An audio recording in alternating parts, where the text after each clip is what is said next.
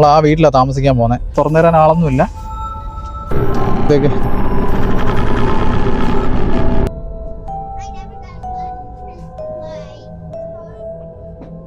Okay, വേറെ വ്യത്യസ്തമായ സംഭവങ്ങളൊക്കെയാണ്. പിന്നെ ഇവിടുത്തെ ഒരു ഡൈനിങ് റൂം, നല്ല ഒരു ട്രഡീഷണൽ ആയിട്ടുള്ള പഴയ വീട്. അകത്തോട്ട് കയറി കഴിയുമ്പോൾ റൂംസ്, അവിടെ ഒരു bedroom, 1 bathroom, shower.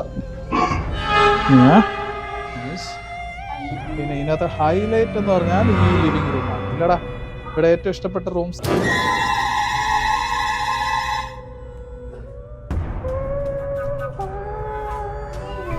Open it.